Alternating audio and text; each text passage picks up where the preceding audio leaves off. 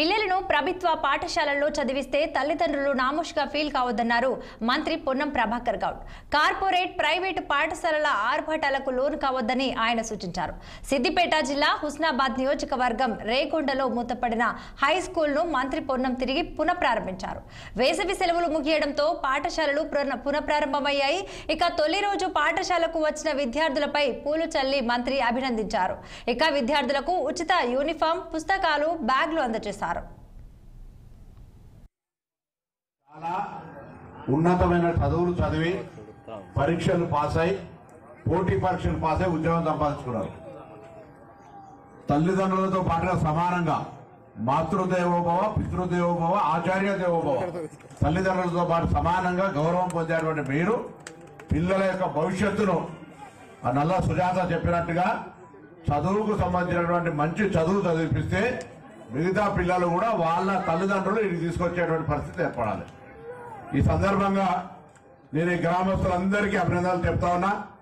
4 సంవత్సరాలుగా మూతపడ్డ పాఠశాలను మళ్ళీ చొరవ తీసుకొని ఇలా ఎవరు పుణ్యాత్ముడు చొరవ తీసుకున్నారో ముందు మాట అతనికి నా హృదయపూర్వకంగా ధన్యవాదాలు, అభినందనలు తెలియజేస్తా ఉన్నా.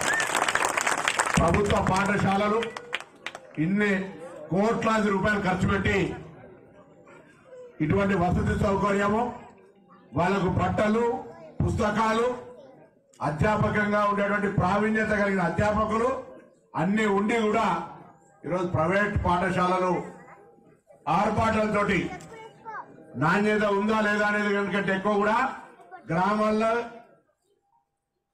గవర్నమెంట్ స్కూల్లో చదువుతున్నా అని నామోషి అనేది పెట్టుకొని మేమందరం గవర్నమెంట్ స్కూల్లో చదివిన వాళ్ళం ఇయ్యాల, మేము ప్రైవేట్ స్కూల్లో చదవలే. కాబట్టి నేను ఒకటే కోరుతా ఉన్నా, గ్రామాల్లో రాంగరంగ కలెక్టర్ గారితో, అదేవిధంగా అడిషనల్ కలెక్టర్ గారితో, ఆర్డీఓ, డిఓ అందరితో మాట్లాడుకుంటూ వచ్చాం.